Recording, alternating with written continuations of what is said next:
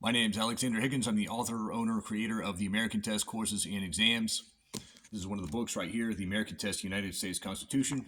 I'm going to talk about the Second Amendment today. I'll give my opinion about it, my best opinion. What is said today should not be accepted as pure fact given by God. This is just a hypothesis of mine. I've been right a good number of times about the Constitution, but I've been wrong about the Constitution before as well. I don't know everything about the U.S. Constitution, but I will give my best opinion about the Second Amendment today. I'll define some terms, I'll give you my hypothesis, and I'll go over the text of the Second Amendment. First off, my hypothesis. What is that? The purpose of the Second Amendment was to keep the federally controlled militia under control, and that control is put on them by not a government entity, but by the everyday citizen's ability to keep and bear arms, okay? So the Second Amendment goes far beyond individual self-defense or hunting. The right to keep and bear arms was meant to be able to give the people or the everyday citizen or a group of citizens the ability to defeat a federally controlled militia. The Second Amendment is not friendly towards the militia, or the Second Amendment does not enhance the militia. There are many people who thought that the Second Amendment was meant to enhance the power of the militia. The militia is federally controlled. The Second Amendment is a check on federal power. That's what it is. The Second Amendment was a reaction to the main articles of the U.S. Constitution. Many anti-federalists felt that the main articles of the Constitution that were ratified, that were being proposed just after 1787 and in 1788, many anti-federalists felt that the main articles of the U.S. Constitution, which describe the power of the federal government over the militia, many anti-federalists felt that the federal government had too much power, and there needed to be a check on that power or a limitation on that power, and that power needed to be in the hands of the everyday citizens or the states. So let's talk about let's go to the text of the Second Amendment right here, and I kind of ad-lib these videos. A well-regulated militia being necessary to the security of a free state, the right of the people to keep and bear arms shall not be infringed. A well-regulated militia being necessary to the security of a free state, the right of the people to keep and bear arms shall not be infringed. Okay, so it's the militia that is regulated, or the militia that is being controlled, and it's the people's right to keep and bear arms. Okay, the everyday citizen's right to keep and bear arms that keeps that militia under control. So again, it's not a government entity that's controlling the militia or keeping it under regulation. It's the people's right to keep and bear arms. It's the people's natural ability to fight with weapons that will that will make the militia be nice, so to speak.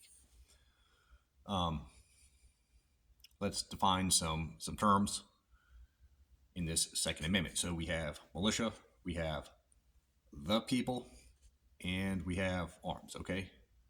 We define those three things, we should get a pretty good idea or a better idea about the Second Amendment. So a militia, that's discussed in Article 2 of the U.S. Constitution and Article 1, Section 8 of the U.S. Constitution. Ultimately, the militia is controlled by the federal government, not by the states. However, the states can give their officers, or they can choose their officers that go into the militia. So states can choose their officers that go into the militia.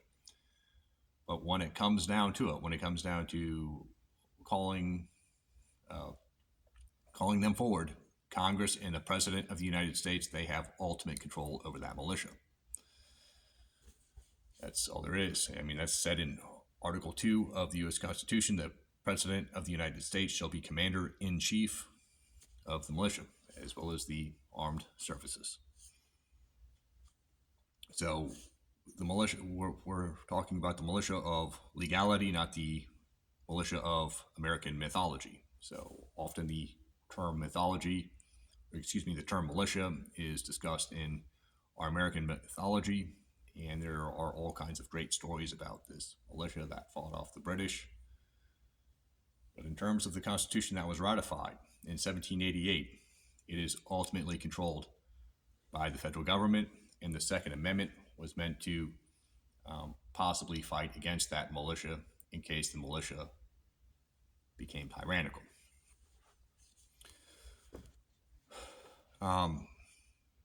When we define arms are things that are weapons that people can wield with their two arms, okay?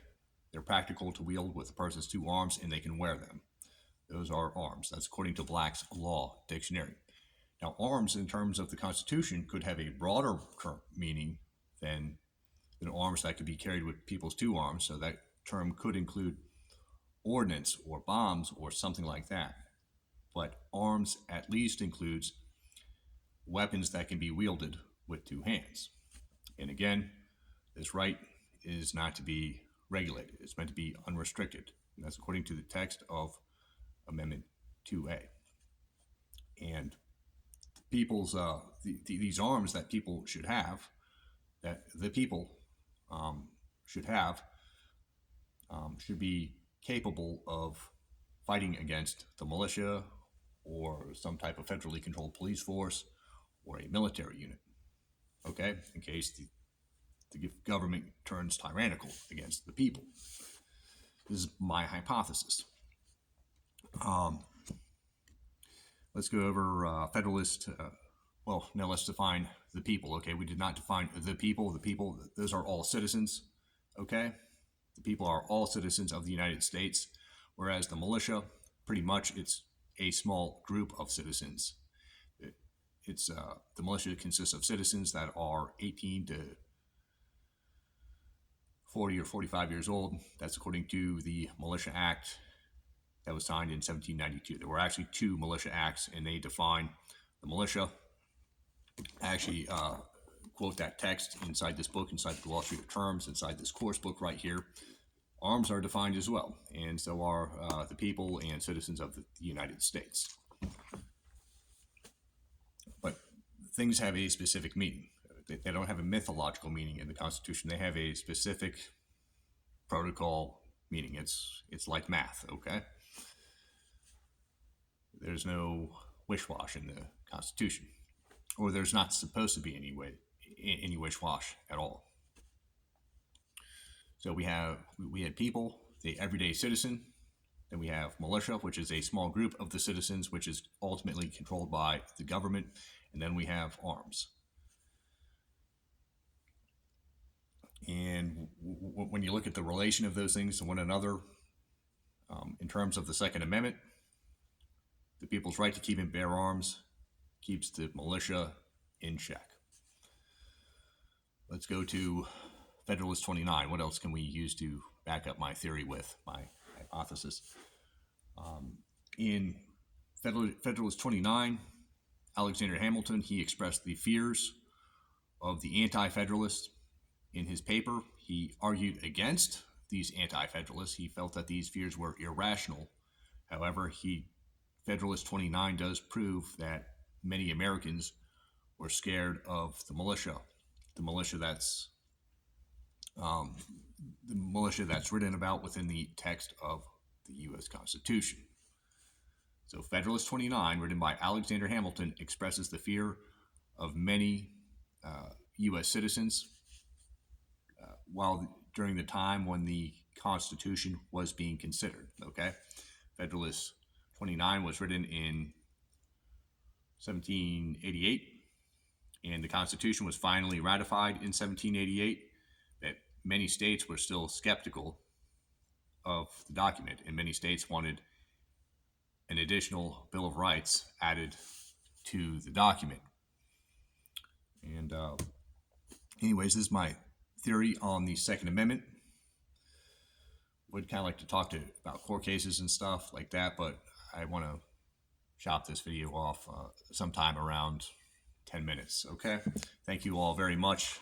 please recommend the American test to local, state, and federal representatives, as well as everyday citizens, students, educators, or whoever else wants to learn about the U.S. Constitution. Thank you all very much.